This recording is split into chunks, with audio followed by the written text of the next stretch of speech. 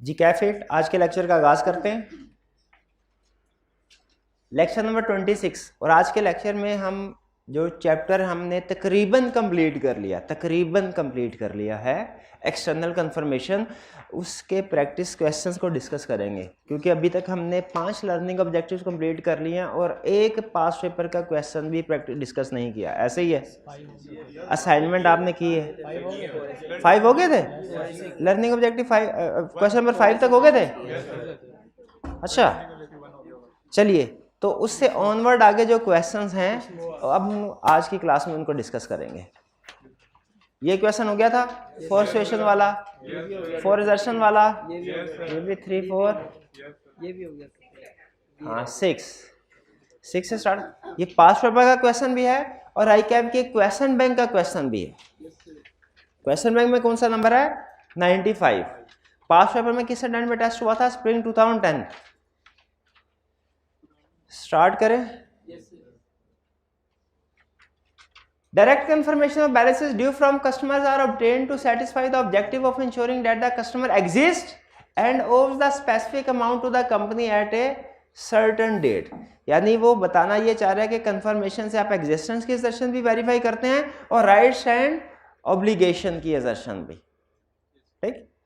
Required, ये introductory line है, requirement नहीं है। रिक्वायरमेंट में क्या कह रहा है? ए State the circumstances in which an auditor may decide not to circulate the request for direct confirmation। कहता है नॉर्मली तो ऑडिटर्स की दिली ख्वाहिश होती है कि कंफर्मेशन लेटर सेंड करूं, वो सर्कमस्टेंसेस बताया जिनमें ऑडिटर कंफर्मेशन रिक्वेस्ट को सेंड नहीं करेगा। जी कॉर्नर वाले भाई जो चुप करके आंखें नीचे करके बैठे, बताइए कौन सी सिचुएशन है जिनमें ऑडिटर कंफर्मेशन रिक्वेस्ट को सेंड नहीं करेगा? बताइए, जल्दी से बताइए। इनहेरेंट रिस्क है, रिस्क इज लो, और आगे नहीं जिससे पूछ रहा है वो बताए। और balance is immaterial, evidence obtain from alternative sources, management request not to circulate confirmation and request is reasonable. ये चार क्यों नहीं याद करके आया आप? B What are the factors that an auditor considers while designing the request for direct confirmation? Direct confirmation की request design करते हुए ऑडिटर कौन से फैक्टर्स को कंसीडर करता है? कंफर्मेशन डिजाइन करते हुए ऑडिटर कौन से फैक्टर कंसीडर करता है? जी बताइए भाई, कौन से फैक्टर कंसीडर करता है? Timing of confirmation. Timing of confirmation से क्या मुराद है? इंटरिम डेट या फाइनल डेट। शाबाश, आगे टाइमिंग की बात। एप्रोप्रिएट पार्टीज, कैसे किन पार्टीज को सेलेक्ट किया जाता है कंफर्मेशन के लिए? किन किन पार्टीज को सेलेक्ट किया जाता है कंफर्मेशन के लिए? डेटर क्राइटेरिया नहीं, डेटर्स के अंदर किन किन पार्टीज को, कंफर्मिंग पार्टीज किन किन को सेलेक्ट किया जाएगा? जिनमें रिस्क ज्यादा हो, जिनका बैलेंस ज्यादा हो, ठीक है, इनको फोकस किया जाता है। और रिमेनिंग पॉपुलेशन में से सैंपल बेस्ड पैटर्न को सेलेक्ट किया जाता है। इंफॉर्मेशन टू बी रिक्वेस्टेड, क्या सिर्फ क्लोजिंग बैलेंस रिक्वेस्ट किया जाता है कि अदर इंफॉर्मेशन भी? शाबाश। और टाइप ऑफ कंफर्मेशन पॉजिटिव है कि नेगेटिव है? फिर ऑथोराइज सिग्नेटरी सीएफओ से या कोई जो भी एप्रोप्रिएट अथॉरिटी हो उससे साइन करवाए जाते हैं कंफर्मेशन के ऊपर, ताकि जब हम डेटर्स को, क्रेडिटर्स को, बैंक या लॉयर्स को लेटर सेंड करें तो उन्हें पता चले मैनेजमेंट की तरफ से इजाजत लेके हमने उनको लेटर सेंड किया। और एंड पे समरी बताते हैं। बिल्कुल। Describe the alternative audit procedure which may be conducted if the customer does not reply to a request for confirmation। कोई नहीं बोलेगा।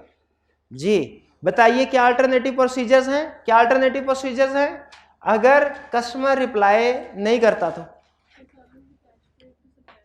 Cash paid to supplier after year and.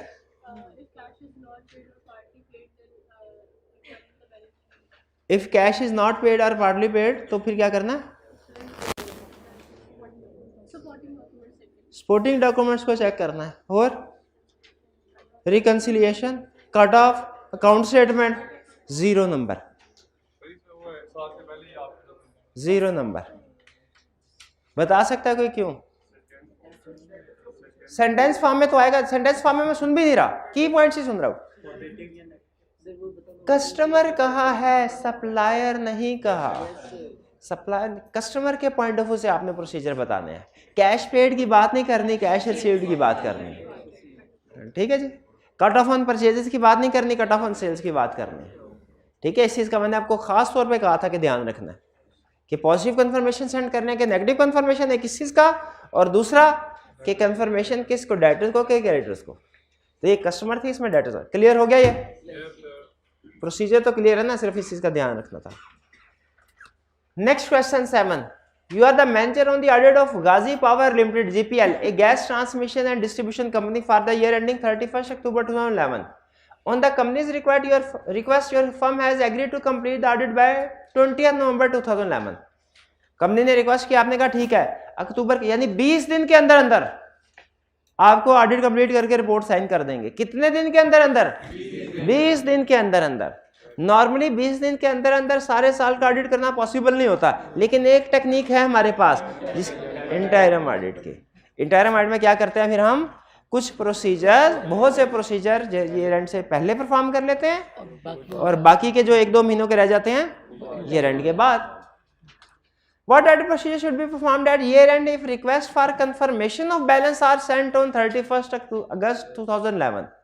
अगर कंफर्मेशन की रिक्वेस्ट 31 अगस्त को भेज दी जाए तो फिर क्या मजीद प्रोसीजर परफॉर्म करने पड़ेंगे? जी मेरे भाई बताइए सर। ये जो रिकंसाइल डेटर्स बैलेंस, क्वेश्चन समझ आ गया ना? इंटरिम ऑडिट में कंफर्मेशन लेटर सेंड किया है, फाइनल ऑडिट पे आप मजीद क्या प्रोसीजर परफॉर्म करेंगे? Reconcile debtors balance, reconcile debtors balance, reconcile creditors balance, reconcile creditors balance, inventory count, inventory count.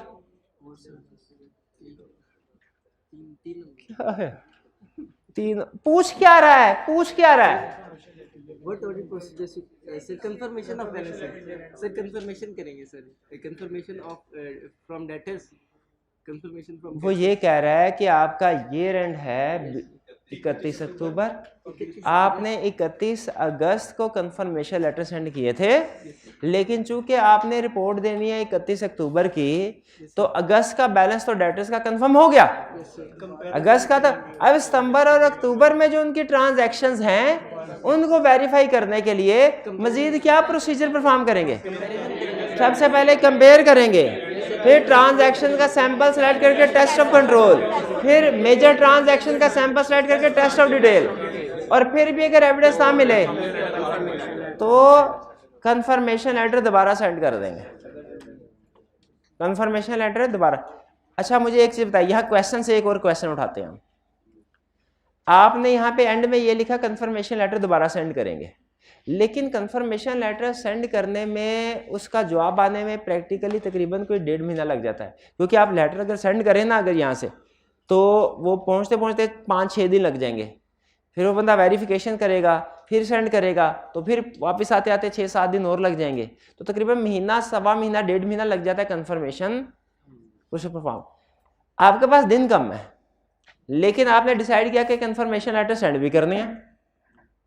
Quick response लेने के लिए आपके पास क्या ऑप्शन था? नेगेटिव कंफर्मेशन नहीं, नेगेटिव कंफर्मेशन के क्राइटेरिया में कहीं ये था कि टाइम कम हो तो नेगेटिव कंफर्मेशन सेंड करो, कहीं था? क्या था फिर नेगेटिव कंफर्मेशन का क्राइटेरिया? हाँ क्राइटेरिया क्या था बताइए? आपने गलत क्राइटेरिया नेगेटिव में इन कर दिया ना, तो इसका मतलब है आपको सही भी याद नहीं है। रिस्क असेसमेंट है ना, नेगेटिव कंफर्मेशन क्राइटेरिया होता है, ज़हन से निकल गया, शाबाश। आप बता सकते हैं ये क्या है यार? क्या ये क्या करके क्या आते हैं आप? याद नहीं कर रहे आजकल? नहीं, रोजे में तो दिमाग तेज हो जाता है, खाली पेट जो है ना दिमाग ज्यादा काम करता है, आपको पता है ये? नींद खाना खाने के बाद आती है, पहले नहीं आती। हाँ, छोटे होते घर वालों से नाराज होते थे ना, तो ना खाना मिलता था ना नींद आती थी, भूल गए हैं? तो खाली पेट हो तो नींद, पेट भरा हो ना तो फिर नींद आती है। सारी मुझे टाइम ना जाया करो, मुझे ये बताओ नेगेटिव कंफर्मेशन की क्या है कंडीशंस? क्या कंडीशंस है? क्लास में कोई एक स्टूडेंट भी है इस क्लास में जो बता सके कि नेगेटिव कंफर्मेशन किन सिचुएशन में अप्रोप्रिएट है? भाई आप ही रहने दो, मेहरबानी रहने दो, आप जी बताएं। Sir married Population consists of large number of small balances. Inherent risk and control risk is low, and auditor has obtained operating factors about internal controls. Very low exception rate is expected, or auditor is not aware of any circumstances that confirming party will disregard. Exception rate लो कितने percent को लो कहते हैं? 15% या उससे कम को लो कहते हैं। और डिसरिगार्ड का मतलब क्या होता है? इग्नोर करना। यानी अगर हमें पता हो कि कंफर्मिंग पार्टी इग्नोर कर देगी, वो पहले भी जवाब नहीं देती, इस साल भी जवाब नहीं देगी, तो हमें नेगेटिव कंफर्मेशन अप्रोप्रिएट है? नहीं है। शाबाश। तो ये नेगेटिव कंफर्मेशन की कंडीशन तो बता दी, लेकिन मेरा मेन क्वेश्चन उधर ही खड़ा है, क्या कि इंटरम डेट पे कंफर्मेशन सेंड किया, फाइनल डेट पे कंपैरिजन कर लिया, टेस्ट ऑफ कंट्रोल कर लिया, टेस्ट ऑफ डिटेल कर लिया, लेकिन अभी भी तसल्ली नहीं हुई, आपने कहा कंफर्मेशन लेटर दोबारा सेंड करेंगे। कर सकते हैं ना, लेकिन कंफर्मेशन लेटर दोबारा सेंड करने में टाइम लगता है। टाइम बचाने के लिए क्या करेंगे? ईमेल कर सकते हैं। शाबाश। खुद जाके विजिट कर सकते हैं और उनसे कंफर्म करवा सकते हैं पर्सनली, टाइम बचाने के लिए। ठीक है, शाबाश। चलिए, तो ये समझ आ गया आपको क्या प्रोसीजर परफॉर्म करना है? कोई problem? Question 8, confirmation of the end of the year bank balance is an important audit procedure. Year and पे बैंक को कंफर्मेशन लेटर सेंड करना एक अहम प्रोसीजर है। बिल्कुल, हम भी एग्री करते हैं, ना सिर्फ अहम बल्कि रिक्वायर्ड प्रोसीजर है। Requirement can explain the procedure necessary to obtain a bank confirmation letter from Jack company. यानी क्लाइंट, आपका एक क्लाइंट है जैक, आपने बैंक कंफर्मेशन ऑब्टेन करनी है, उसके प्रोसीजर बताइए। टाइम, वही स्टेप, टाइमिंग डिसाइड करेंगे, इंफॉर्मेशन क्या कंफर्म करनी है। अच्छा, इसमें सेलेक्टिंग पार्टीज की बजाय हम कहेंगे ऑल पार्टीज को सेलेक्ट करना है। बैंक में सबको करना, लॉयर्स के केस में भी सबको करना होता है। शाबाश। Question 9, direct confirmation from third parties provide independent audit evidence that certain account balances and item in the financial statements are properly recorded and disclosed. ये तो उसका इंट्रोडक्टरी लाइन है। रिक्वायरमेंट वगैरह distinguish between positive and negative confirmation. Positive and negative confirmation में फर्क बताएं।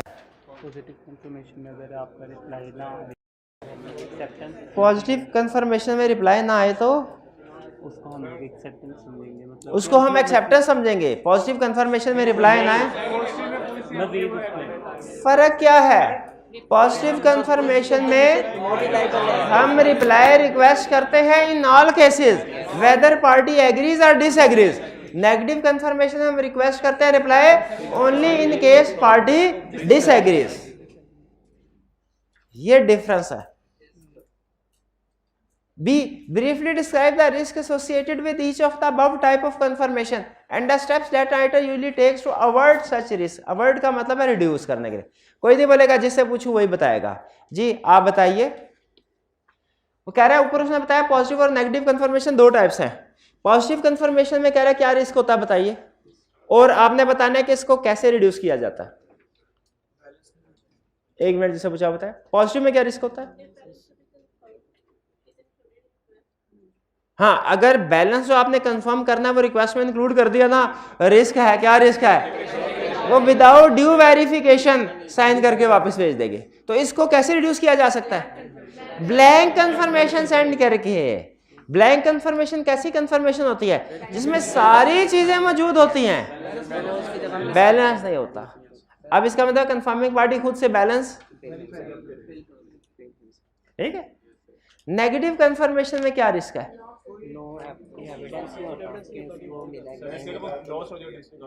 अच्छा, जितना हैरान हो के आपने मुझे देखा है ना, मैं उतना ही परेशान हो गया हूं। नेगेटिव कंफर्मेशन पता है क्या होती है? क्या होती है नेगेटिव कंफर्मेशन?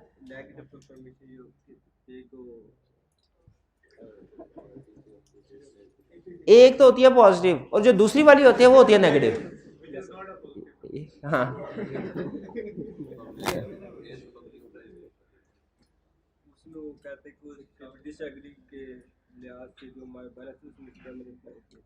कि अगर बैलेंस डिसएग्री है तो फिर रिप्लाई करो। बैलेंस एग्री है तो नेगेटिव कन्फर्मेशन में रिस्क क्या होता है? नेगेटिव कन्फर्मेशन में कन्फर्मेशन लॉस हो सकती है ड्यूरिंग ट्रांसमिशन, और हमारे पास कोई एक्सप्लिसिट एविडेंस नहीं होता। एक्सप्लिसिट एविडेंस का मतलब क्या है? हमारे पास कोई स्पेसिफिक क्लियर एविडेंस मौजूद है। हम कहते हैं जवाब नहीं आया ना, यही इस बात का सबूत है कि बैलेंस एग्रीड है, हालांकि हो सकता है बैलेंस रास्ते में गुम हो गया हो। तो रिस्क क्या है इसमें? कंफर्मेशन में भी लॉस्ट, और हम क्या समझ रहे होंगे? Balance is agreed, balance is agreed. इसको अवॉइड कैसे करते हैं? इसको अवॉइड इस तरीके से करेंगे कि सिर्फ उसी सिचुएशन में यूज करेंगे इसको जिसमें 4 कंडीशंस फुलफिल हो रही होंगी, सिर्फ, वरना बाकी इसको इंक्लूड, यानी नॉर्मली नेगेटिव कंफर्मेशन को यूज नहीं करते। कब करेंगे? जब चारों कंडीशंस पूरी हो। और अगर आप उसमें देखें तो चारों कंडीशंस ही ऐसी हैं कि उसमें हम समझते हैं कि वाकई हालात बड़े फेवरेबल हैं और इसमें नेगेटिव कंफर्मेशन को यूज किया जा। जैसे उसमें एक कंडीशन से यह भी बताया कि auditor is not aware of any circumstances that confirming party will disregard. इसका मतलब है अगर हमें शक होगा ना कि कंफर्मिंग पार्टी इग्नोर करती है रिक्वेस्ट को, उसे नेगेटिव भेजनी ही नहीं, पॉजिटिव भेजनी है। ठीक है, तो नेगेटिव कंफर्मेशन की चारों कंडीशन यहां पे हम लिख देंगे। और ये ज़हन में रखिएगा, कब एक कंसेप्ट है कि कब कंफर्मेशन को आप ओमिट कर सकते हैं, वो अलग कंसेप्ट है, और एक कंसेप्ट है कब नेगेटिव कंफर्मेशन यूज करनी है, ये अलग कंसेप्ट है। एक दो पॉइंट दोनों के कॉमन है, लेकिन बेसिकली अलग कंसेप्ट है, इनको आपने मिक्स नहीं करना। ये समझ आ रही है बात की? दोनों में से ज्यादा अहम कंसेप्ट हमारे लिए कौन सा भला? कि किन सिचुएशन में नेगेटिव कंफर्मेशन को आप यूज कर सकते हैं। वो 4 सिचुएशन हमारे लिए वो कंसेप्ट ज्यादा अहम है। P clear? Explain under what circumstances an auditor may decide to use negative confirmation required. वही 4 बता दिए। इसका मतलब यह हुआ, जब यहाँ पे हम बताएंगे ना कि नेगेटिव कंफर्मेशन को ऑडिटर कैसे अवॉइड कर सकता, रिड्यूस कर सकता है, तो सिर्फ इतनी बात लिखेंगे, by performing negative confirmation only in दो situations where all 4 conditions are met. वो 4 कंडीशंस बी में नहीं लिखेंगे, सिर्फ रेफरेंस देंगे, रेफरेंस देंगे कि नेगेटिव कंफर्मेशन का रिस्क कैसे रिड्यूस किया जा सकता है। इसको सिर्फ उस सिचुएशन में यूज करके जब चारों कंडीशन पूरी हो रही। लेकिन चारों कंडीशन बी में नहीं लिखनी, वो किस पार्ट में लिखनी है? क्योंकि जो चीज उसने सी पार्ट में स्पेसिफिकली रिक्वायर कर ली हो, उसे कभी भी फिर बी और ए में प्रोड्यूस नहीं करते हो। बात समझ आ रही है? बी में लिख देते तो टाइम वेस्टेज होगी, आपको सी में दोबारा लिखना पड़ेगा। गलत नहीं है, वो मार्क्स नहीं डिडक्ट करेगा। मार्क ना ना ना ना ये नहीं कर सकते। पार्ट सी का answer is mentioned in part B. क्या बात? हाँ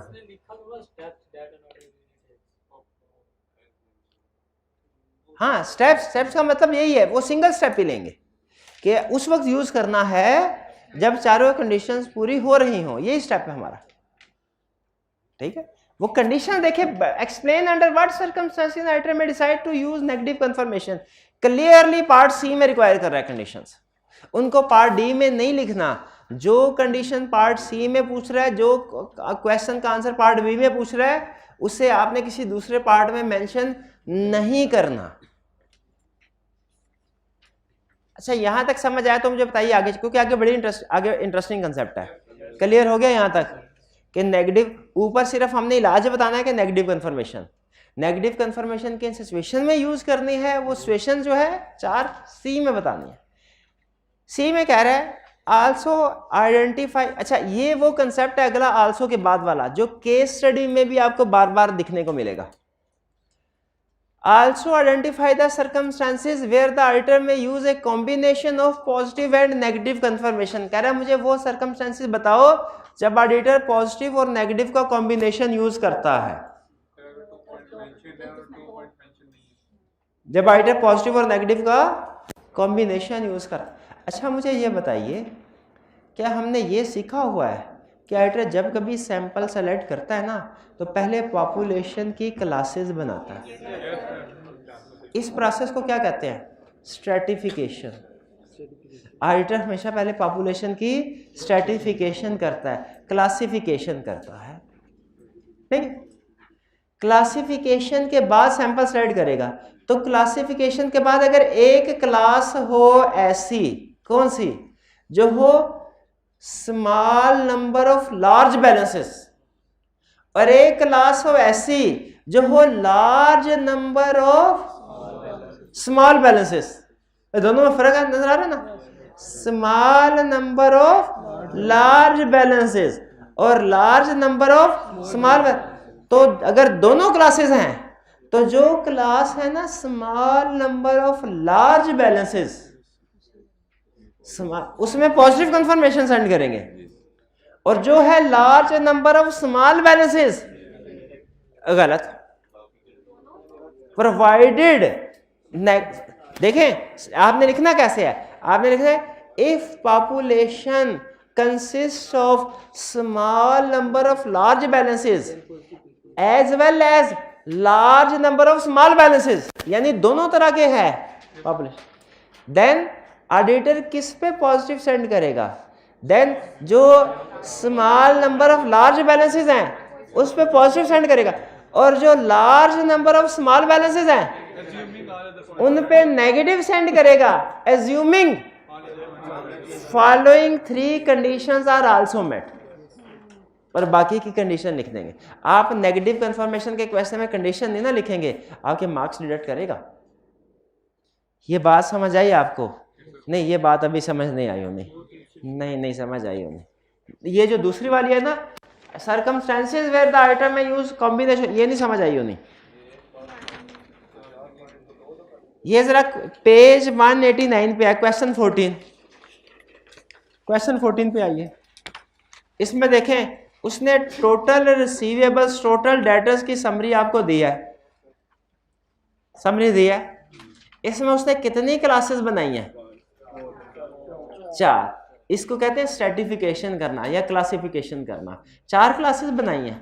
अब इसमें देखें हर क्लास सबका इकट्ठा डिसीजन कर रहा है कि हर क्लास का अलग-अलग डिसीजन कर रहा है कि इसको पॉजिटिव सेंड करना है कि नेगेटिव? नहीं, यही आपको समझा रहा हूं, ठीक है। अब इसमें देखें डिस्ट्रीब्यूटर है, ये small number of large balances है कि large number of small balances है?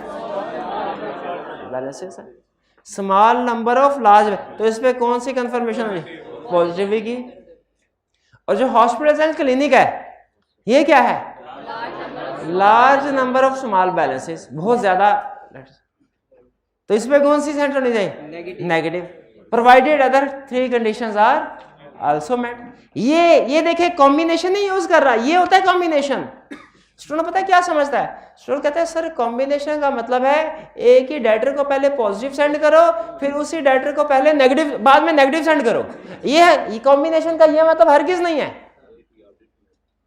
कॉम्बिनेशन का मतलब क्या है कि डाटा की क्लासेस बनाओ, किसी क्लास को पॉजिटिव सेंड करो, किसी को नेगेटिव। देखिए इस क्वेश्चन में उसने कॉम्बिनेशन यूज किया हुआ है, कुछ डाटा पे पॉजिटिव और कुछ में नेगेटिव। अब जाहिर है किस क्लास पे उसने नेगेटिव कंफर्मेशन यूज की होगी? जिस क्लास पे चारों कंडीशन पूरी हो रही हैं उसमें उसने नेगेटिव कंफर्मेशन यूज की होगी, और जिस क्लास पे चारों कंडीशन पूरी नहीं हो रही वह पॉजिटिव यूज की होगी। ऐसे ही हुआ होगा ना? कॉम्बिनेशन का मतलब समझ आ गया? अब तो कॉम्बिनेशन का मतलब नहीं समझ पूछेंगे भाई, आप तो नहीं पूछेंगे, ये ऑनलाइन वाले भाई आप तो नहीं पूछेंगे, ये भाई पूछेंगे ऑनलाइन वाले बाद में, तो देखिएगा हफ्ते बाद पूछेंगे वर्ड कॉम्बिनेशन कैसे यूज होता है, कब कॉम्बिनेशन यूज किया जाता है। सर क्या कॉम्बिनेशन का मतलब ये है कि एक ही डाटा को पहले पॉजिटिव और फिर उसी को जवाब ना आए तो बाद में नेगेटिव सेंड करते हैं, ये है कॉम्बिनेशन का मतलब? ये नहीं, तो फिर क्या मतलब है कॉम्बिनेशन का? क्लासेस बनाओ, जिस क्लास पे चारों कंडीशन पूरी हो रही है नेगेटिव सेंड करो, और जिस पे कंडीशन पूरी नहीं हो रही यानी कुछ क्लास पे पॉजिटिव और कुछ क्लासेस पे नेगेटिव। ये है कॉम्बिनेशन का मतलब, ये है कॉम्बिनेशन का मतलब। बाकी अभी क्वेश्चन पे आते हैं, ये तो सिर्फ मैंने आपको ये समझाया है, सैंपल दिया है। क्वेश्चन 14 नहीं सॉल्व करवाया आपको सॉल्व करवाया क्वेश्चन 9 का part C second requirement. Question 14 अभी सॉल्व करवाते हैं, अभी इसकी बारी आएगी। क्लियर हो गया ना क्वेश्चन? आगे next, state the condition under which item में सेंड नेगेटिव कंफर्मेशन। बार बार वही सवाल पूछ रहा है, बार बार वही सवाल पूछ रहा है और हमने तो याद किया हुआ है, 10 दफा भी पूछेगा 10 दफा भी बता देंगे। बताएं भी inherent is control is law,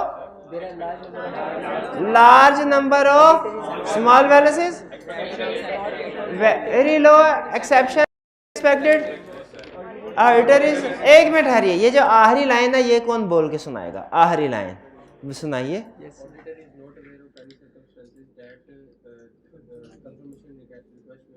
शाबाश, it is not aware of any circumstances that confirming party will disregard request। बेहतरीन बेहतरीन।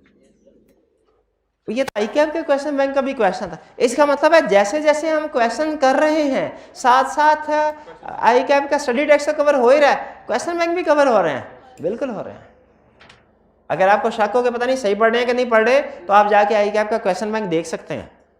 बल्कि नहीं, देखें देखें देखें, अब प्रोफेशनल स्केप्टिसिज्म नहीं, देखें देखें। हाँ, यही वजह है प्रैक्टिस में भी हम स्केप्टिसिज्म को दबा के रखते हैं। क्यों?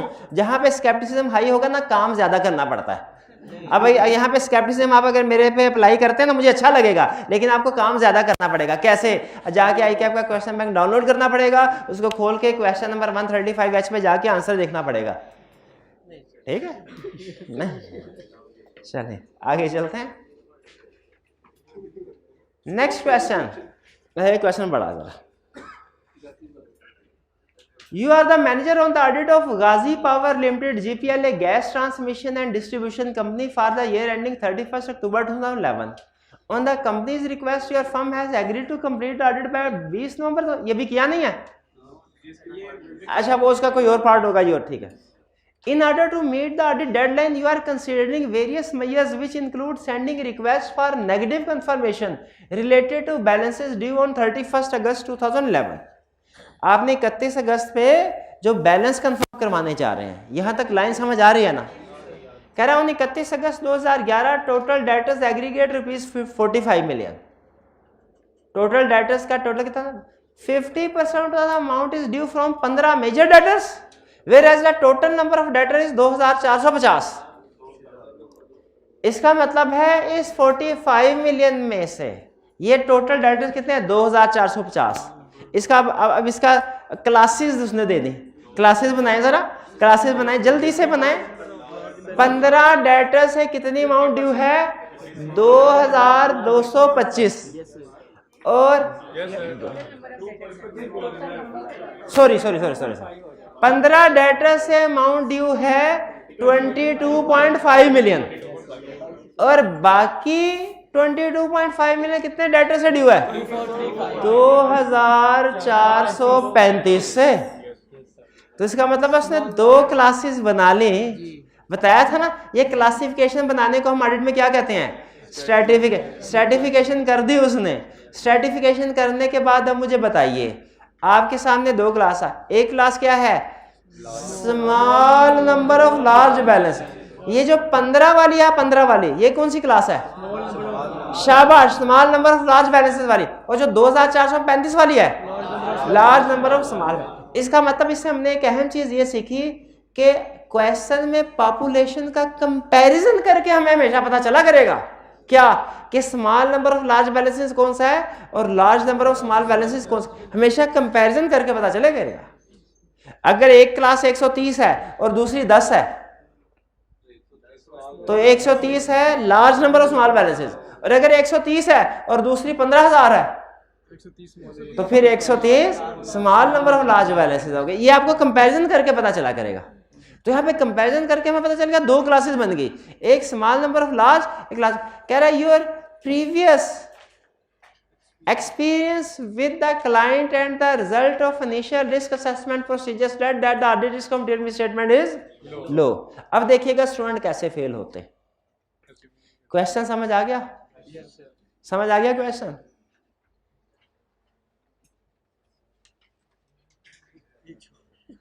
बताइए कैसे सॉल्व करेंगे इसको? ICAP का क्वेश्चन अटेम्प्ट 2011 क्वेश्चन 1 में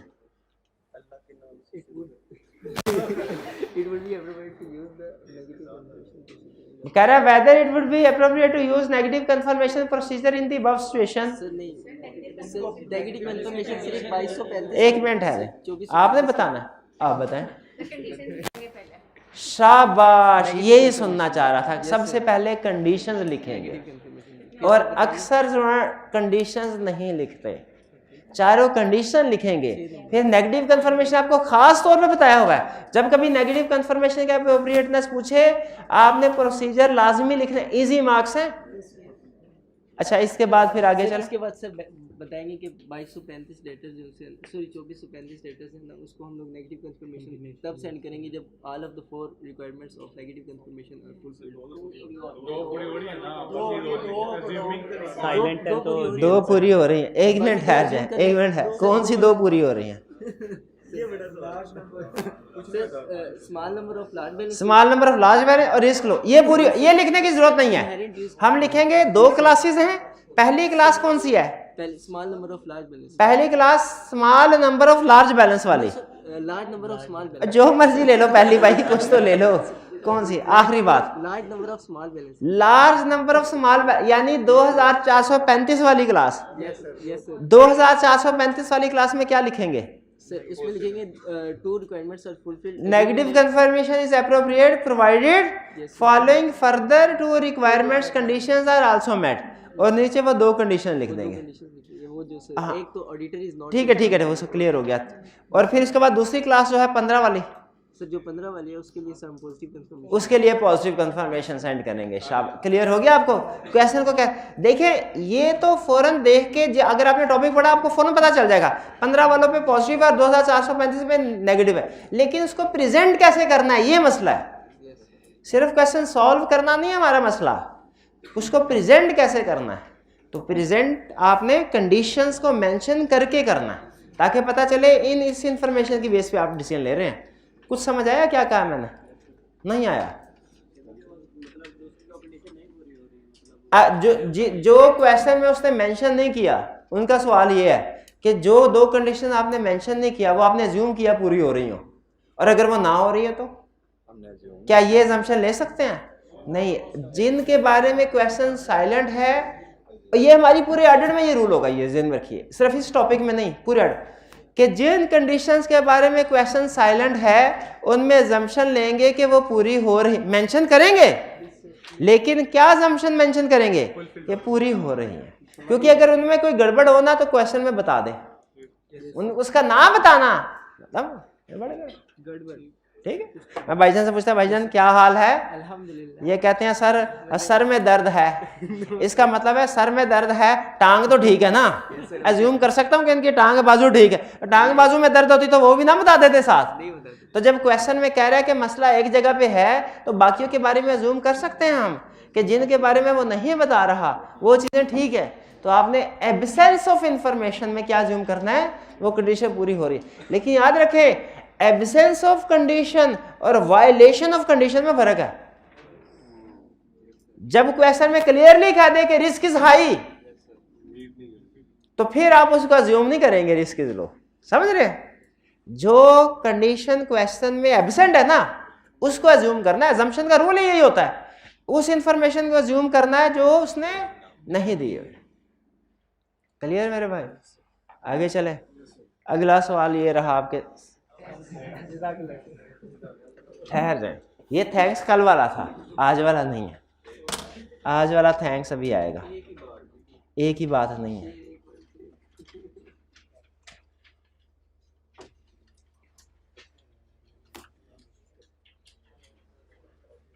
किधर चला गया डिस्प्ले? No problem.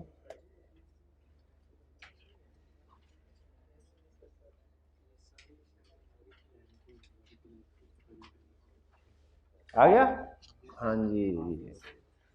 अच्छा, किताबें तो बंद कर दें, अब आप पढ़ना नहीं है। आज हम पढ़ने के लिए थोड़ी आए हैं ना पढ़ना नहीं, पढ़ना घर में पढ़ना था, पढ़ लिया सारा कुछ। बंद कर दें, नोट्स वगैरह बंद कर दें।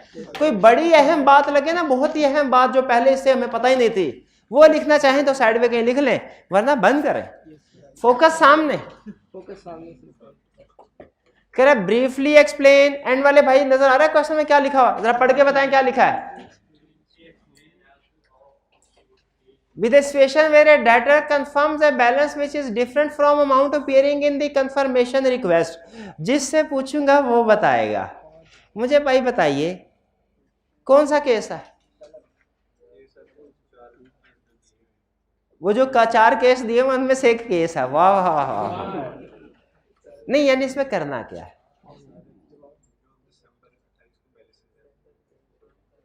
दिसंबर 28 को बैलेंस है? नहीं इस अच्छा इसमें सवाल क्या, मुझे सवाल तो समझा दे। वो कह रहे हैं हमने डेटर को कंफर्मेशन लेटर सेंड किया और जब उसका जवाब है हम परेशान हो गए और हमने कहा ये क्या हो गया, हमने तो भेजा था 50 लाख का बैलेंस और डेटर कह रहे हैं मैंने 40 लाख देना है। ये है डिसएग्रीमेंट, यही है ना डिसएग्रीमेंट। तो अब यहां में क्या करना है? क्या करना है? 1 मिनट है जिसे पूछ रहे हो क्या करना है? रिकंसिलिएशन हमने बनानी है कि क्लाइंट से कहेंगे तुम बनाओ? क्लाइंट से कहेंगे बनाओ और क्लाइंट रिकंसिलिएशन बना के लेके आएगा, फिर हम क्या करेंगे? डिफरेंस क्यों आया, किस वजह से आया? टाइमिंग डिफरेंस की वजह से भी आ सकता है। और ये हमारी क्लास का नहीं है स्टूडेंट, नहीं हमारी क्लास। मैंने इसे पहले इसे देखा ही नहीं कभी। यहां बैठते हैं, अच्छा वो जो सो रहे होते हैं वो है आप? नहीं ये आप याद क्यों नहीं करके आए? मेरे से लिखवा ले आपने पिछले 3 दिन में ऑडिट घर जाके नहीं पढ़ा। आज देखा भाई, जजमेंट, प्रोफेशनल जजमेंट है। शाबाश तो दे भाई को।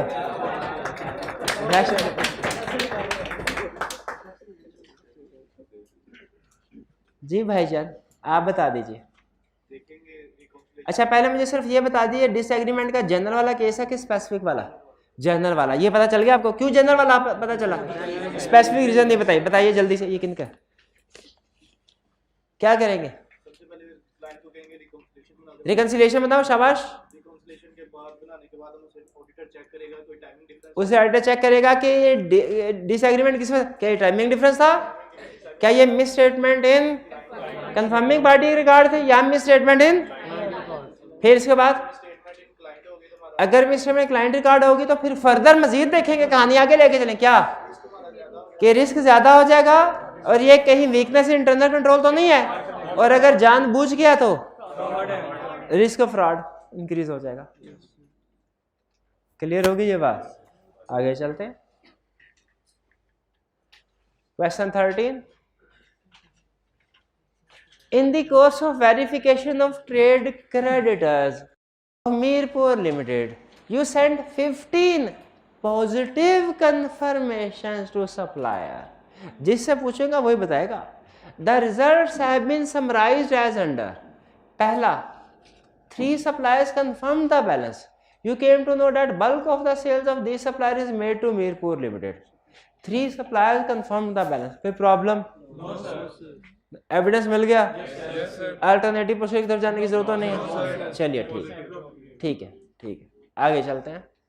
बल्क से कोई इशू नहीं है, ये तो अच्छी बात है, क्योंकि बल्क बड़ा रिसीवेबल हो उसको तो हम बल्कि अच्छा सेलेक्ट करके जरूर पॉजिटिव कंफर्मेशन सेंड करते हैं। हाँ अगर ये होता ना कि नेगेटिव कंफर्मेशन सेंड किया, ऊपर लिखा था नेगेटिव, हम फिर इसमें गलती निकालते। आप बताइए अगर यही क्वेश्चन में ऊपर कहता नेगेटिव कंफर्मेशन सेंड की है और नीचे कहता कि bulk of the sales is made to the suppliers, तो फिर इसमें क्या प्रॉब्लम होती?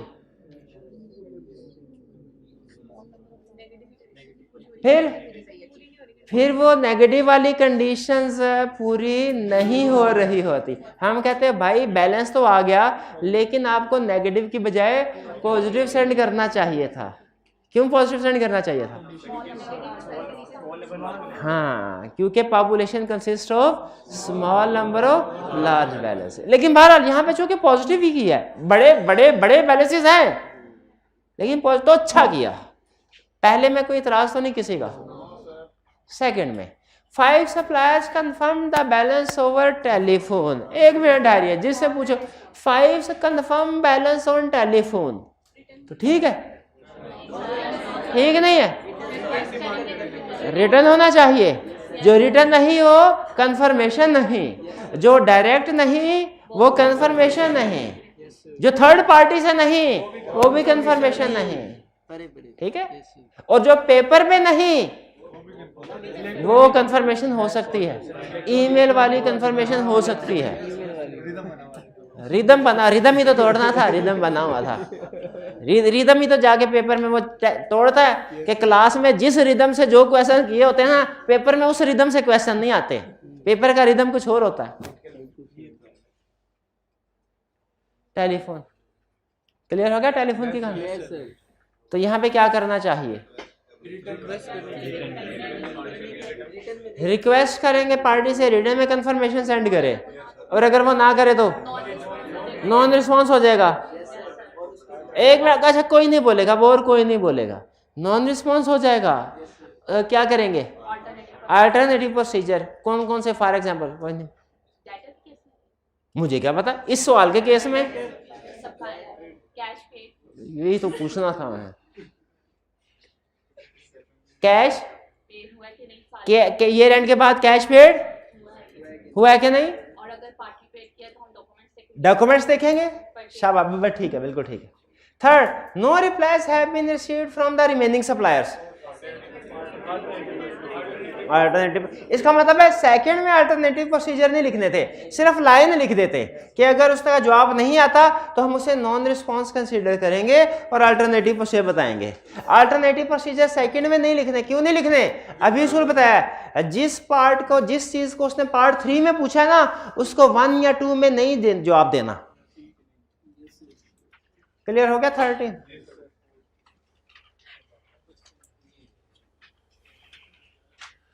Question 14. The audit of Sehat Pharmaceutical Limited is in progress. Is in progress. Based on previous experience with the client and the initial test of control, auditor has assessed a low risk of material misstatement in the area of debtors. Debtors के area में risk assessment क्या है, लो है। इसका मतलब एक condition पूरी करवा दी इसने। The data circularization summary depicts the following information. Customer segment है, ये क्लासिफिकेशन कर दी उसने, डिस्ट्रीब्यूटर की, होलसेलर की, हॉस्पिटल क्लिनिक की, रिटेलर की। फिर नंबर ऑफ कस्टमर्स है 12, 105, 200।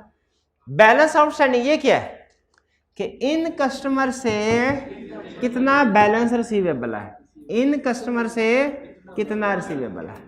फिर आगे क्या लिखा है, कंफर्मेशन कवर, यानी इसमें से कितनी पार्टीज को कंफर्मेशन लेटर सेंड किया गया है। इनमें से कितने, एक गलती तो मुझे फौरन ही समझ आ गई, क्या कि भाई ये सिर्फ 12 डेटर्स थे और 75,000 तकरीबन 50% के करीब ड्यू था, तो सबको ही भेज देते, सबको ही भेज देते। इधर दूसरी लाइन में तो तुमने 30 बंदों को भेज दिया है, तीसरी कैटेगरी में 75 को भेज दिया है, तो यहाँ पे 75 को कंफर्मेशन भेज के भी वो एविडेंस नहीं मिल रहा होगा तुम्हें, जो यहाँ पे 4 को मजीद भेज के मिल जाता। हाँ, यहाँ पे 12 नहीं 8 का भेज के, 12 में से 8 को भेजा और 75। हाँ नहीं, लेकिन फिर भी जो हमारी टॉप कैटेगरी होती है ना, उसमें सबको कवर करते हैं, बाकी को इसमें एवरेज बैलेंस देखे फिर भी कम आएगा। इसमें जो रिमेनिंग 4 थे उनका भी एवरेज बैलेंस जो है वो नीचे वाले से ज्यादा ही होगा। तो बहरहाल आगे क्वेश्चन को लेके चलते हैं। कहता है अमाउंट कवर्ड 70। अमाउंट कवर्ड का मतलब क्या है, इतनों में से इतने डेटर भेजे, नंबर ऑफ डेटर्स, और अमाउंट्स में देखें तो इतनी अमाउंट्स में से इतने को हमने वेरीफाई किया। ठीक है, समझ आ रही है, ये कॉलम समझ आ रहा है, कंफर्मेशन कवर्ड और amount covered. Nature of confirmation, positive, negative, negative. Confirmation received कितनों से हुई, कंफर्मेशन रिसीव्ड हुई 28, 4। अच्छा मुझे ये बताइए, 8 में से कितनों ने कहा बैलेंस ओके है, जवाब 8 में से कितने, 7। एक ही गड़बड़, एक ही गड़बड़ लग रही है। 30 में से कितने, कितने की गड़बड़, 75 में से कितने, हाँ ये जेब में रखिएगा, असूल की बात, पॉजिटिव में जिनका रिप्लाई ना आए वो गड़बड़ है, और नेगेटिव में जिसका रिप्लाई आए वो गड़बड़ है। पॉजिटिव में जिसका रिप्लाई ना आए वो गड़बड़ है, और नेगेटिव में आए वो गड़बड़ है। यानी पॉजिटिव में अगर हम एक्सेप्शन रेट कैलकुलेट करेंगे तो जिनका रिप्लाई फॉर एग्जांपल नहीं आया या डिसएग्रीमेंट वो एक्सेप्शन रेट में आएंगे, लेकिन नेगेटिव में जिनका रिप्लाई आ गया उनसे एक्सेप्शन रेट कैलकुलेट करेंगे। भाई ये बात समझ आ रही है? स्टूडेंट कहने लगे सर एक्सेप्शन रेट कैलकुलेट करना है, 75 को लेटर सेंड किया था कंफर्मेशन, सिर्फ 4 का जवाब आया है, 71 का नहीं आया, तो एक्सेप्शन रेट ऐसे कैलकुलेट करें 71 डिवाइडेड बाय 75। क्या नहीं भाई, इसमें 71 जिनका जवाब नहीं आया ना वो ठीक है, वो एक्सेप्शन नहीं है। इसमें एक्सेप्शन क्या है? जिनका जवाब आ गया। मसला गड़बड़ क्या है? पॉजिटिव में किन बैलेंसेस की गड़बड़ होती है? जिनका जवाब नहीं आता। नेगेटिव में किन की होती है? जिनका जवाब आ जाता है। टेबल समझ आ गया कि नहीं? एक दफा फिर गौर से देख लें। क्लासिफिकेशन की हुई है यानी स्ट्रेटिफिकेशन, बैलेंसेस बताए हुए हैं, टाइप ऑफ कंफर्मेशन और आगे कंफर्मेशन जो रिसीव हुई है वो। अब देखिए आगे क्या कहता है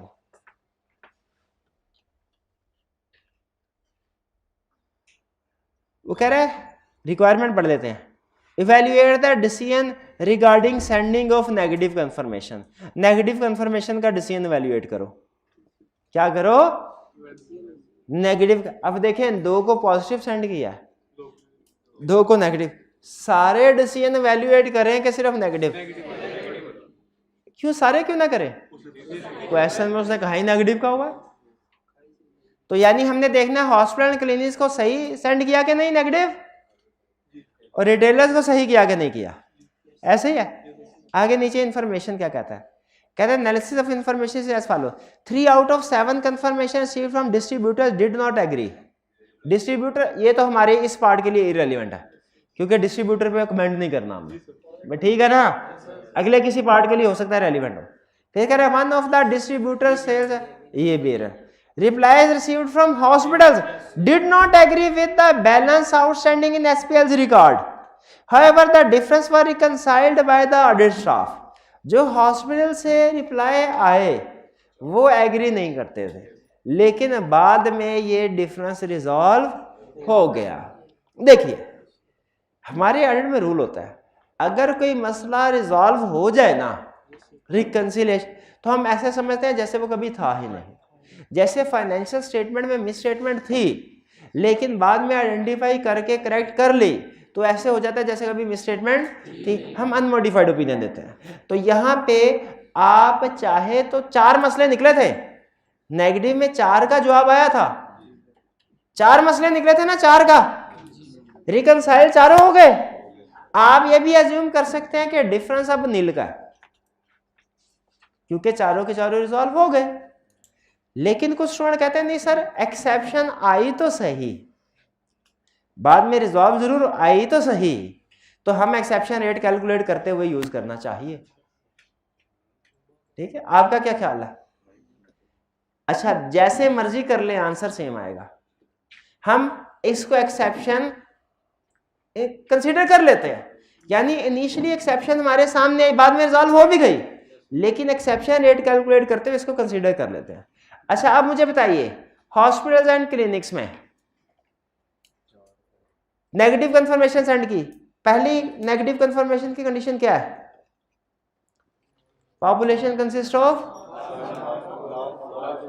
large number of small balances. Large, अब मुझे बताइए कंडीशन पूरी हो रही है? सिर्फ डिस्ट्रीब्यूटर में पूरी नहीं हो रही। डिस्ट्रीब्यूटर है small number of large balances, distributor के अलावा जो तीनों होलसेलर, हॉस्पिटल, रिटेलर्स है ना, तीनों, इनमें मुझे लग रहा है कि ये large number of small balances ही हैं तीनों। बताइए आपका क्या ख्याल है?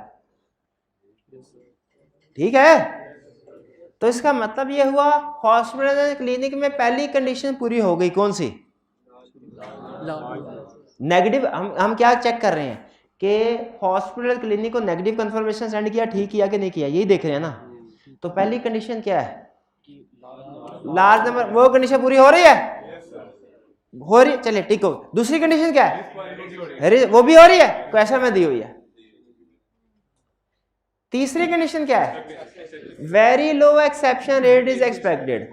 एक्सेप्शन रेट कैलकुलेट करें।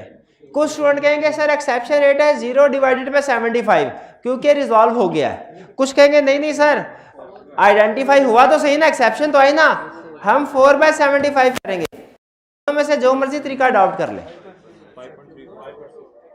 5 तो एक्सेप्शन रेट लो है, ये आपने कैलकुलेट करके बताना है क्वेश्चन में, ठीक है। तो बताइए, अब और कोई नहीं बोलेगा, जिससे पूछूं वही बताएगा, और कोई नहीं बोलेगा। अब बताइए, हमने कंडीशन बता दी, हमने ये बता दिया रिस्क लो है, हमने ये बता दिया population consist of large number of small balances, हमने ये बता दिया कि very low exception rate is expected. तो अब बताइए क्या जस्टिफाई हो गया ना, नेगेटिव कंफर्मेशन एप्रोप्रिएट है? अब कोई नहीं बोलेगा, हो गया ना, जस्टिफाई हो गया। एक कंडीशन रहती है, कौन सी कंडीशन रहती है, not aware of any circumstance, वो कंडीशन लिखनी है।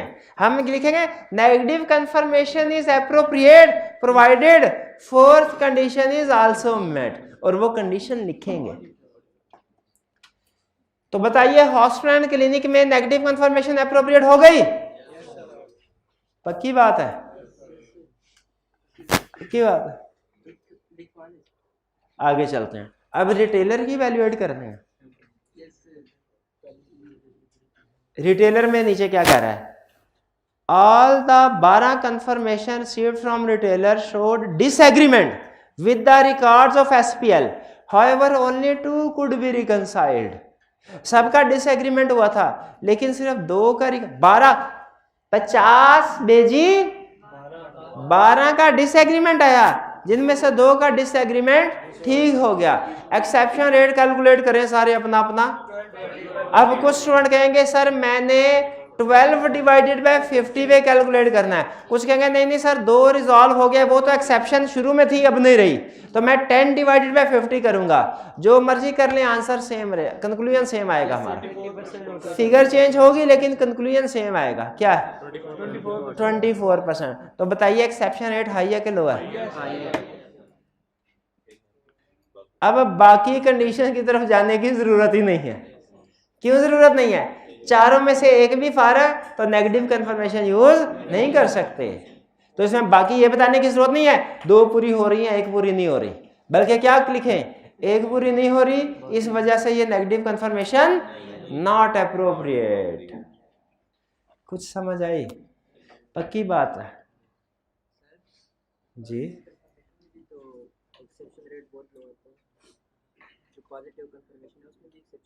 देखिए पॉजिटिव कंफर्मेशन में लाजमी नहीं है एक्सेप्शन रेट लो हो कि हाई हो। पॉजिटिव कंफर्मेशन अगर आपने यूज करनी है उसके लिए कोई कंडीशन नहीं है, कंडीशन नेगेटिव कंफर्मेशन के लिए है। हाँ बिल्कुल, अगर कंडीशन मेट नहीं हो रही ना कोई, इसका मतलब है नेगेटिव यूज नहीं करनी आपने, positive in any case use कर सकते हैं। Positive confirmation in any case use कर सकते हैं। कंडीशन पूरी नहीं हो रही तो नेगेटिव यूज नहीं करनी, positive in any case use कर सकते हैं। क्लियर हो गया जी? दोनों डिसीजन कर लिए हमने, आगे चलते हैं। अब अगला फैसला करते हैं। क्या कह रहे हैं? Determine the course of action auditor should consider in case of balance agreed, balance not agreed, reply is not received. Part B में कह रहा है determine course of action the auditor should consider in case of balance agreed, balance not agreed, reply. इसका मतलब है B के अंदर उसने 3 रिक्वायरमेंट्स पूछ ली हैं। पहली कौन सी? बैलेंस एग्रीड में क्या कोर्स ऑफ एक्शन होगा आइटर का? सफिशिएंट एप्रोप्रिएट ऑडिट एविडेंस मिल चुका है, कुछ मजीद काम नहीं करना। बैलेंस नॉट एग्रीड, डिसएग्रीमेंट वाला रिकंसिलिएशन, डिफरेंसेस देखेंगे, रिस्क इंक्रीज हो जाएगा, वही छाप देंगे सारा। क्लियर? रिप्लाई नॉट रिसीव्ड में अल्टरनेटिव प्रोसीजर। सी में कह रहा है state the procedure that need to be performed in case of amount due from SDPL. ये एसडीपीएल क्या है? ऊपर है ये distributor sir. One of the distributors, Sleeve Distributors Private Limited, has gone into winding up. Debtor bankrupt हो गया. The balance receivable from SDPL is outstanding since last 1 year. Bad debt हो गया तो उस पे अब आपको करना क्या चाहिए, जितने अमाउंट रिकवरी होगी वो तो ठीक है, बाकी राइट ऑफ करनी चाहिए, ऐसे ही करना चाहिए. लेकिन आपको कैसे कंफर्म होगा कि कितनी रिकवरी एक्सपेक्टेड है? प्रोसीजर बताइए भाई. बैड डेट हुआ तो यही करना है ना, जो रिकवरी एक्सपेक्टेड है उसको छोड़ के बाकी सारी अमाउंट राइट ऑफ करनी है. तो आपको कैसे पता चलेगा कितनी रिकवरी एक्सपेक्टेड है और कितनी एक्सपेक्टेड नहीं है? ये प्रोसीजर खास तौर पे याद कर लें, आई कैप के फेवरेट हैं कि डेटर बैड डेट हो गया, बैंकरप्ट हो गया, बताइए क्या प्रोसीजर परफॉर्म करेंगे? आई कैप के फेवरेट है, याद कर लेने हैं. आई कैप के फेवरेट प्रोसीजर हैं, याद कर लेने हैं. क्या प्रोसीजर परफॉर्म करेंगे? लिक्विडेटर से, लॉयर नहीं, लिक्विडेट. लॉयर क्यों? लीगल केस नहीं है. लिक्विडेटर से कर सकते हैं, लॉयर से नहीं. लीगल केस नहीं है, लिक्विडेटर पॉइंट हुआ होगा, लिक्विडेटर से पूछ सकते. और सर रिप्रेजेंटेटिव अथॉरिटी से साइन करवाएंगे लेटर पे. लिक्विडेटर से पूछ लिया, वो तो रेलिवेंट अथॉरिटी से मुराद लिक्विडेटर ही है. जब लिक्विडेटर कंफर्मेशन सेंड कर देगा तो अगर वो बैलेंस, फिर इसके बाद ये देख लेंगे ईयर एंड के बाद सच में कितना कैश रिसीव हुआ. मैनेजमेंट के साथ डिस्कशन करेंगे कि कितने को रिकवरी एक्सपेक्टेड है.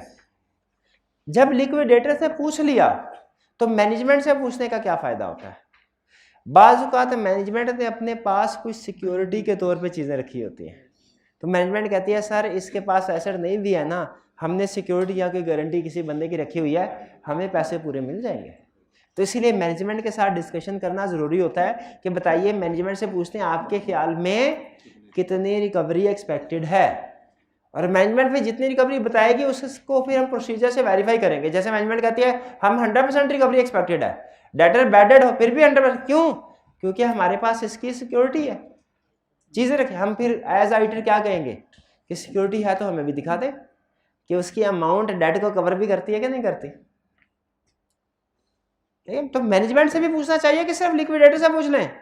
मैनेजमेंट से भी पूछना है, लिक्विडेटर से भी पूछना है. ये रेंट के बाद कलेक्शन कितनी रिसीव होती है वो भी देखनी है. और ऑलरेडी अगर कोई कम्युनिकेशन मैनेजमेंट की लिक्विडेटर के साथ या डेटर के साथ चल रही थी उसको भी पढ़ लेंगे, जिसमें शायद कोई एक्सपेक्टेड रिकवरी की कोई बात की गई हो. तो डेटर बैड डेट हो तो उस पर जो प्रोसीजर परफॉर्म करने हैं हमारे एग्जाम पॉइंट ऑफ व्यू से very very very important procedures हैं, इनको आपने याद ज़रूर कर लेना है. क्लियर हो गया जी? ये एक अच्छा क्वेश्चन था, बड़ा क्वेश्चन था, इसमें ए बी सी तीनों क्लियर हो गए. ये एक कंप्रीहेंसिव क्वेश्चन है. कभी अगर फारिग बैठे हो ना, दिल करे कंफर्मेशन का एक ही क्वेश्चन करना है, ज़्यादा टाइम नहीं है, एक ही क्वेश्चन कर सकते हैं कंफर्मेशन का, कौन सा करे तो ये वाला कर ले. ठीक है, लेकिन बार बार यही नहीं करना. अगर अगली दफ़ा अगले हफ्ते फिर दिल करे कि कंफर्मेशन की एक केस स्टडी करने, तो फिर ये नहीं, फिर कोई दूसरी केस स्टडी आगे आएगी. क्लियर? आगे चलते हैं. टाइम हो गया क्या मतलब? हाँ सवाल पूछिए. लिक्विडेटर कौन होता है? कंपनी ला नहीं पड़ा. अच्छा, कंपनी ला पुराने सिलेबस में पढ़ा होगा. जब कोई पर्सन इंसॉल्वेंट होता है, इंसॉल्वेंट पता है कौन होता है? बैंकरप्ट, जो अपना लोन अदा ना कर सके. तो कोर्ट कैसे कहती है भाई तूने लोगों का पैसा खाया, अब उनके पैसे वापस नहीं दे रहे, तुम्हें बिठाते हैं हम घर में, तुम्हारी जगह एक पर्सन अपॉइंट करते हैं हम.